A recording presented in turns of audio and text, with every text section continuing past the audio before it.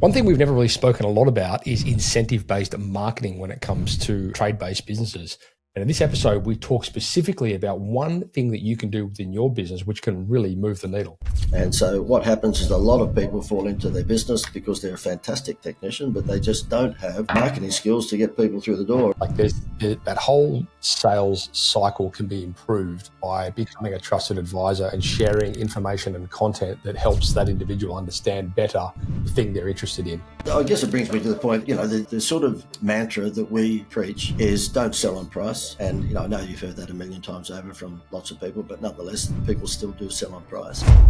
John Dwyer, known as JD, is the founder of the Institute of Wow. He has created marketing that has generated hundreds of millions of dollars in sales for his clients. With data-driven training and real-world certifications, he's connecting the next generation of talent with careers that can't be outsourced or automated. You're going to hear some very interesting strategies in this podcast, which kind of break the mold for traditional marketing. If any of what you're about to hear is of any interest to you, or you think that it relates to your trade business, do yourselves a favor, head across to tradiewebguys.com.au. Everything we're talking about today, we are deploying for our clients and it's having amazing results. And chances are it could work for you as well. tradiewebguys.com.au. Enjoy the show. And I've been doing what we call direct response marketing for quite a few decades. And the difference between direct response and marketing is probably a question that I'm asked all the time. And if you go to a typical advertising agency, and all of them are digital these days, of course, but if you go to a typical advertising agency, they'll say to you, look, we'll help you to get people to fall in love with your brand so that they'll taste your product. We tend to flip that. Direct response marketing gets them to taste your product so that they'll fall in love with your brand. And so, everything that we teach businesses, and, there's plenty of tradie style businesses that we've dealt with. It's all about making an offer on Facebook today and getting a result tomorrow. It's not about sponsoring the local football club and having your logo on the jersey. Yeah, I guess there's two sort of schools of marketing that we see. One being sort of brand related, which is where you would have, billboards up, radio ads, sponsor sports clubs, those kind of things. And then there's the, lead generation kind of style marketing, which is, running ads, all those kind of things. I find there's like a healthy ecosystem which all works together. I've had this conversation actually twice today with other clients in relation to brand recognition. And, if you're going to move into a new area, it's a good way to sort of be seen and let people get familiar with the brand before they engage. But yeah, definitely harder to gauge return on. Well, it is. It's virtually impossible. Yeah, it's virtually. I mean, if you're McDonald's or you're Coca-Cola or Nike or Kellogg's, you can afford to sponsor the Olympics and put your name on the back of football jumpers, and you can put your face or your logo on the side of a bus. But most of the people we're dealing with are doing less than 2 or 3 million, and so therefore, when they go home at night and sit at the table and they tell the family they got 100 new likes today, the kids normally say, "But Daddy, I'm hungry." So. Building that brand is absolutely important. I'm not saying that. All I'm saying is that along with building your brand, you want to put food on the table, which really normally happens with direct response marketing. Yeah, I've told many clients before, you can't take your Instagram likes down to the bank and cash them in. So why don't we get some real leads coming? Yeah, vanity metrics is dangerous. Yeah. Yeah, I think the reality is with a lot of these platforms, especially social, you look at so many of our clients justify spending time on platforms like Instagram because they enjoy it, but they write it off as a business exercise. I mean, typically speaking, and this is the reason why we sort of went away from doing social for clients, because we just didn't, the only people that follow their pages are friends and family who want to support them and have no intention of ever buying anything. You got it. So this is the reason why we kind of just focus on ads. Because we know if we put money behind it, it's going to hit the audience they want to speak to. And I'm sure I speak for you, Matt. I don't really care what they had for dinner last night. I don't need a photograph of a steak, egg and chips. Right. Yeah, exactly. Cool. So what are we going to be talking about today in the space of direct response? Well, I guess really, mate, from a tradie point of view, at the end of the day, tell me, Matt, you deal with tradies more than I do, so therefore tell me whether or not this is the wrong assumption. But I would imagine they are very good technicians at what they do, whether it's a plumber or whether it's an electrician or, landscaper. but perhaps marketing is not their forte. And, I had a dentist that come on board our stuff last week, and he said to me he did whatever it was, 3 or 4 years at university when he was younger, and he came out with a dentist degree. But not once in that 3 years did any of the lecturers teach them how to get clients.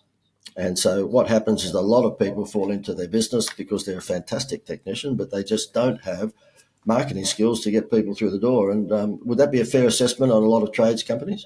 I mean, it's the reason this podcast exists, to be honest, because I am one of those.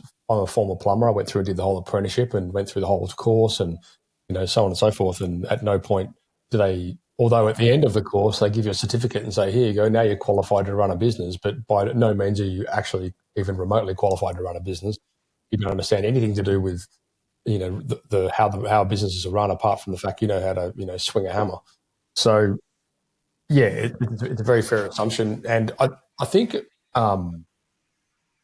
in truth, we're seeing like one of the big opportunities for businesses out there is the ones that are willing to sort of embrace some of these things that we're going to be talking today. It's a very good way for them to stand out from their competition, because their competition sure as shit don't want to do it. We see that very much in the space of content, which may or may not relate to what we're going to be talking to today. But, simply just being able to communicate, who we are, where we work, who we work for, what we do, in what location, and sort of getting that information out there on the internet through video and email and whatever it might be. Like that whole sales cycle can be improved by becoming a trusted advisor and sharing information and content that helps that individual understand better the thing they're interested in. Yeah, spot on. And I guess I'd put that under the heading of storytelling. And I know, Walt Disney was probably, a 1 in 100 years, genius at storytelling, but he built that entire business on storytelling. And, we had to have a light fixed in our place recently. And the Sparky that came along, probably, I don't know, late 30s, early 40s, and he was brilliant. I said to him, mate, have you done a marketing course? And he said, no, it's just me. But he was a Paul Hogan come Steve Irwin sort of character. And he came to fix one light in the bathroom, and he walked away fixing about 6 or replacing or putting new ones in, whatever it was, because he told a great story. And, it was just a joy to be around. And as it turned out, what I thought was going to be $150 was $500. Yes. Yep. Well, and on the flip side of that as well, you've got to look at, and like in the interest of you as the customer, he's proactively gone out there and he's looked for issues that are going to potentially save you another call-out fee in 3 or 4 weeks. So you're actually really in the greater picture doing your customer a disservice if you're not looking for problems that you can fix while you're there. Yeah. Do you want fries with that sort of thing? Yeah. And I guess it brings me to the point that the sort of mantra that we preach is don't sell on price. And, I know you've heard that a million times over from lots of people, but nonetheless, people still do sell on. And so what we teach them is how to use incentives to get people to take their eyes off the price. So we call it the Happy Meal toy. And I've got 6 children. They're all grown up and left home. But at one stage, we had 6 under 12 and pretty noisy Tarago. And so therefore, McDonald's was our saving grace. We would pick up 6 Happy Meals, 6 toys, and the kids would never eat the hamburgers, but it shut them up in the back of the car. And we gave McDonald's throughout that period of our lives about $7 billion. And I must have sort of been tattooed into my brain that in my future life, I would actually make sure that we taught other people how to do the same thing. Yeah, no, it's really interesting. It's something you don't see a lot of, truthfully. So how does that play into like ticket item size and, things like that? Like obviously if you're going out to fix someone tap washers, you're not going to be giving them a holiday. So. Mate, I'm going to name drop here, so it'll be a name drop alert. Some years ago, I had a client called the Greater Building Society, and I got Seinfeld to do their ads. And so I'd fly backwards and forwards to America, and Jerry Seinfeld would come on TV and say, get a home loan from the Greater or swap from those nasty big banks, your home loan, and you'll get a free holiday. And they took an extra $15 billion worth of home loans in that first 3 years. It was just nuts, just crazy. Wow. And you're talking to a moron because I charged a consultancy fee instead of a percentage of the increase in home loans. I was just an idiot. I wouldn't have gone to Fiji. I would have bought bloody Fiji. Yeah, it's definitely when you look at like crafting offers and things like that. Having something like that which you can implement really does help that stand out massively. Otherwise, it's very much a case of like just becoming part of the noise in a lot of cases. Yeah, it is. And look, I'm the same as any other consumer, despite all this crazy, marketing world that I've been in. If I was going to buy a commodity, and that's, let's say, a washing machine, then, my wife and myself will go to, by the way, I don't know what you do with a washing machine, but apparently you have to have one in your house. And so, we'll go to Harvey Norman's or Domains or wherever it might be. And, you look at three of them and you'll pick the one with the best price. That's just the way it is. It's a commodity. And unless you're a tradesman that's got a Conan O'Brien, sort of personality, or, you're known as well as, Johnny Carson, then the chances are that you are a commodity. So therefore your electrical services or your plumbing services are very similar to the other two people that have quoted. How does that look like from a delivery perspective when you're dealing with, like a holiday location or hotel or something like that, and there's variables there, and all of a sudden the clients are buying it through you, so they automatically think that you're the point of contact for booking hotels, and does that sort of dynamic? Yeah, no, mate. Yeah, I know nothing about travel. I keep on saying to people, my wife tells me where we're going when we get to the airport. So the reason this travel company knocked on our doors because they had no idea about marketing, and I had no idea about travel. So if two partners think the same, there's no need for one partner. So therefore, it was a good mix. What the conversation around qualification, and I suppose like when you're running promotions like this, you would obviously kind of expect a relatively a lot of leads, and some of those leads would be a great fit for you as customers, and some of them would be duds. What sort of systems and things like that do you deploy, I suppose, post lead in order to make sure that they are the right fit, qualify, disqualify, so on and so forth? Yeah, so you want qualified leads. None of us want cold leads. We always, we want hot leads. If someone says to me, "Oh, well, can you help us with conversions?" Yes, we can. But if you can't convert, then give up your business and go and get a job. Seriously, because seriously, you should be able to convert if you get good leads. But it's all about not just avalanche leads, but warm leads. And we just say, look, whatever your advertising is, put them through a landing page that they click the ad, and they go through to a landing page, and then it's up to you to pre-qualify them. And I guess I could ask you, Matt, you're dealing with tradies all the time. Do they send traffic to pre-qualification pages normally? Absolutely. Well, what we do when we're running ads, yeah. Well, you do. Of course you do. But I'm just saying the normal tradie, if he was doing it himself. Oh, no, never. And this is part of the problem, right? Because you get these. Well, truthfully, this is our experience as an agency where, like, generating the lead is not the hard part. It's the post-lead sales cycle conversation, taking that lead, further qualifying them, getting them booked in for different, site visits and all that kind of stuff. That's where the real magic lies in conversions. Generating the lead normally, if like when businesses, and you can no doubt relate to this, I'm sure when, you generate a lead for a business, if they're lucky, sometimes they'll contact them once, and if not, they won't. And then a week later, they'll turn around and tell you your leads are shit. Yeah. Yeah, so it's very much the process behind the initial. Do you have, though, and I'm guessing it would be yes, in the service that you provide trades companies, you have that whole funnel follow-up system set up for them, haven't you? To the point where we even put humans, which we call sales executives, into the business to manage the leads for the clients because they're up ladders swinging hammers. Yeah. Like it's that important, So I absolutely relate to that whole like volume, the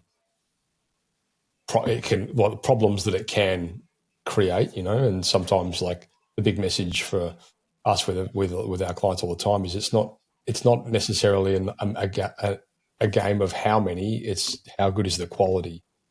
Yeah. Yeah, that's right. Well, you know what might be interesting?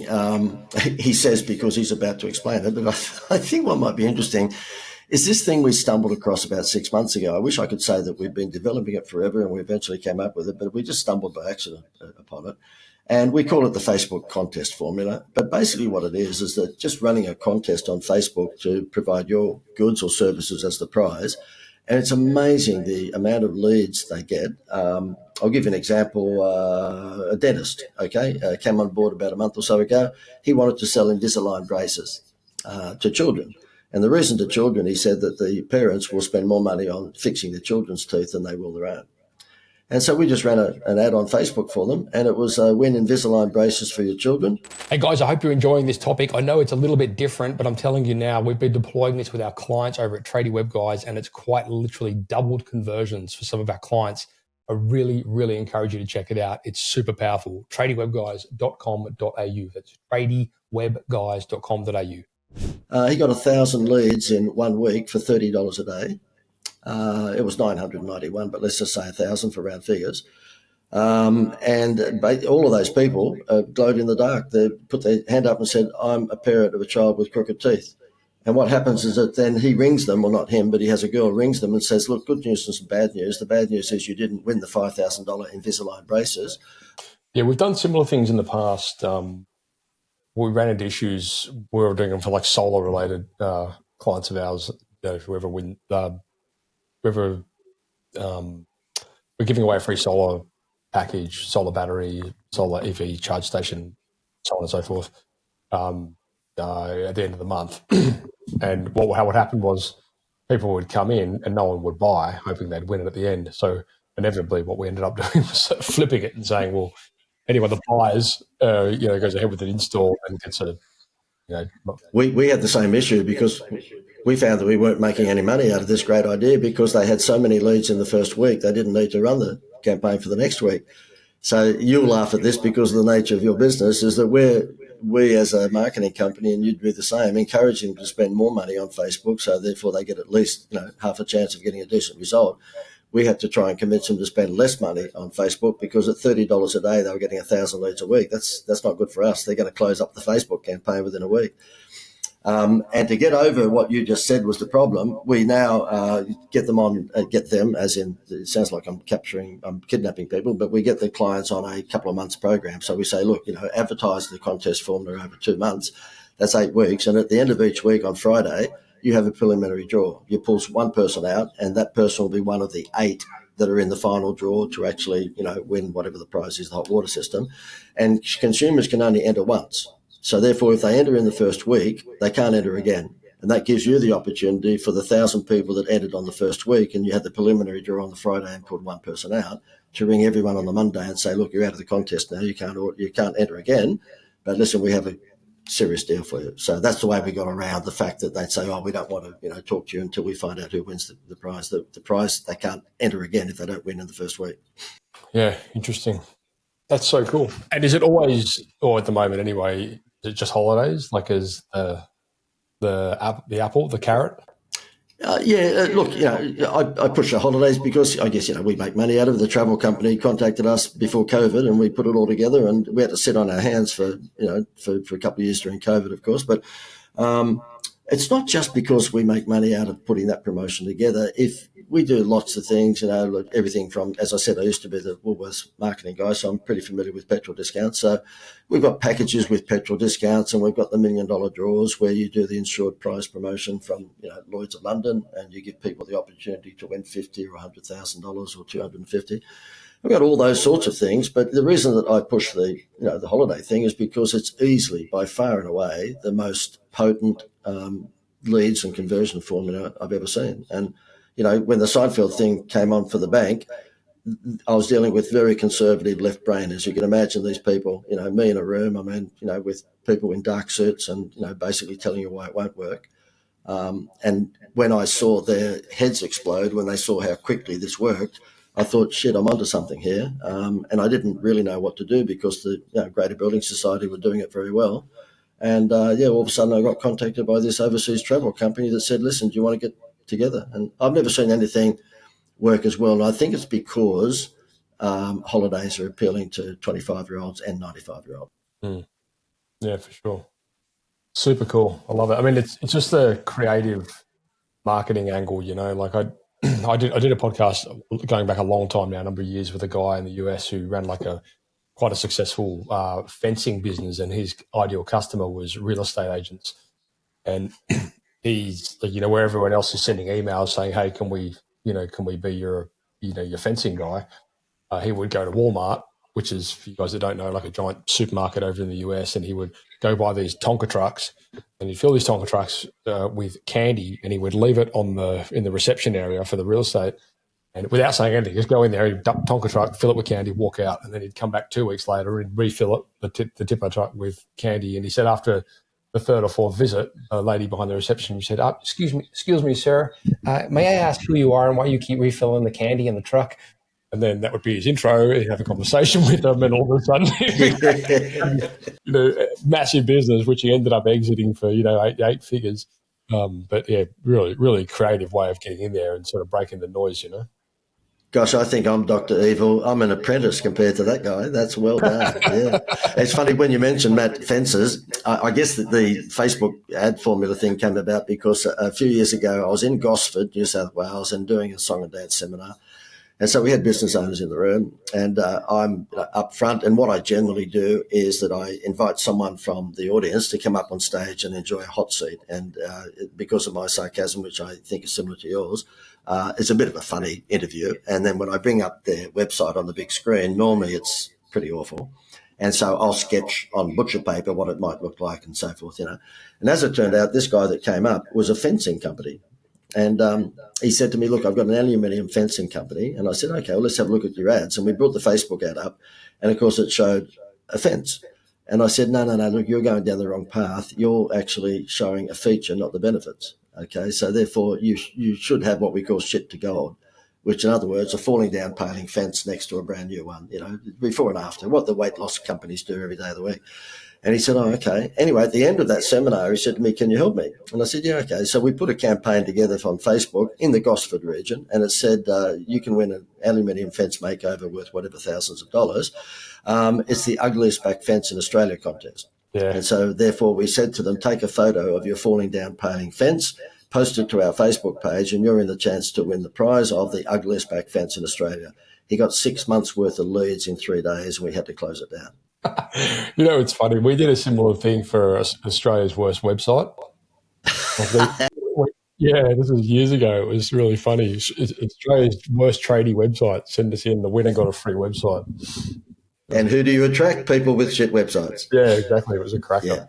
Yeah. No, well done. Well done. But, mate, this is super interesting. I think it's definitely taken the lid off some different ideas, I think, for a lot of listeners and viewers out there on ways that you can be creative with generating, good quality leads. So for you guys out there that are listening or, driving along, don't slam the handbrake on. It'll be in the show notes. So, mate, you're not going to ask that question that most podcasters ask, and I'm sure when you're interviewed, you cop it as well. They go, oh, Matt, in my instance, it would be, JD, can you tell me what you would tell your 21-year-old self? That's the standard. Yeah, no, I've been there and learned my lesson with that after 460 odd episodes or something, whatever it is. Avoid the cliche. You know what I say? They're expecting a motivational quote, and I'm the opposite. I'm an anti-motivator, and so I just say to them, I tell my 21-year-old self, and that is, don't go into marketing. Just go and get a normal job. Sell cars for God's sake. So you consider yourself, instead of a motivational speaker, a demotivational speaker, is it? Yes, exactly. Well, it's funny. At the end of my seminars, and mostly it's webinars now, as you know, courtesy of COVID, but when I was doing a lot of seminars and small business owners would come into the room, at the end, when I'd be flogging my coaching program, I'd say to them, look, we're a bit like Disneyland. We do have some rules. We have a height restriction. We don't take any small people. They scare me. They're like carnies, okay?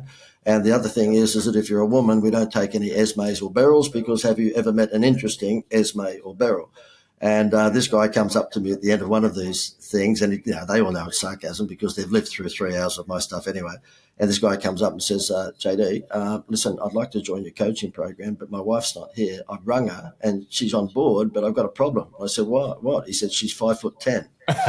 And I said, look, mate, it's not my decision. I have to take that to a committee meeting. I mean, we normally wouldn't accept that. He said, no, it gets worse. I said, what? He said, her name's Esme. I gave him a high five. I said, you got me.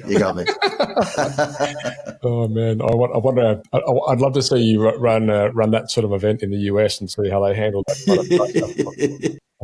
I sometimes get some awkward stares when I'm presenting from stage in places over there. It's funny, there was a chat. I joined a thing in America called the Genius Network. I was the only non-genius in it, but anyway, and it's run by a guy called Joe Polish, and it's in Phoenix, Arizona, and all the cool kids at lunchtime are there. You're talking your Anthony Robbins and your Russell Brunsons and Ryan Dias and all that people. Anyway, I thought to myself, because it was pretty expensive to go back 3 times a year for all of these masterminds, I said to my wife, look, why don't we just do an event so at least we pay for it? So, as you know, you just put ads on Facebook and you jump on the stage in Santa Monica, we picked. And a mate of mine lived in Santa Monica, so he picked a little RSL-style club for me to do it. And we ended up having about 60, 70 people in the room. But my Australian Paul Hogan-style sarcasm, it just bombed. It absolutely bombed. My wife's at the back of the room going, cut it, And I just buried myself. We ended up with a few sales out of it. I don't know how, but, you could see that they had no clue what I was talking about. Yeah, I remember similarly, I had a mate in an audience that I was speaking at in a conference in Vegas, and he said he was sitting behind these Americans, and they were talking to each other, and they're like, man, I tell you, these Europeans. Guys, I hope you enjoyed that show. I know we touched on some super interesting techniques and topics that can really move the needle when it comes to creative marketing. If any of that is of any interest to you, head across to tradiewebguys.com.au. We are seeing this strategy work so well for our clients right now, and we would love for you to be one of them. tradiewebguys.com.au. Get ahead of the game. From Austria. So good. Mate, anyway, it's been great to chat. As listeners and viewers out there, links will be in the show notes to get hold of John. Mate, thanks for sharing this wisdom, and thanks for once again waiting for me while I was sitting in the wrong waiting room. My pleasure, mate. All the best. Thanks for having me as a guest. And listeners and viewers, that is a wrap. Thank you. Hey guys and girls, how would you like all of the value adds left behind from our podcast guest all put together in the one spot? We've pulled every tool together, every template, every resource shared on the show, and we've packed them all into the Tradie Academy. It's free to join, and it's built by the team behind the site shed and Tradie Web Guys. Inside, you'll get marketing tips, business tools, and first access to future resources, all in one simple dashboard. Just head across to tradie.wiki/pod. That's tradie.wiki/pod. The link's in the episode description. And once again, you just log in once and then you're all set. And if you want to get notified of upcoming episodes, hit subscribe or follow.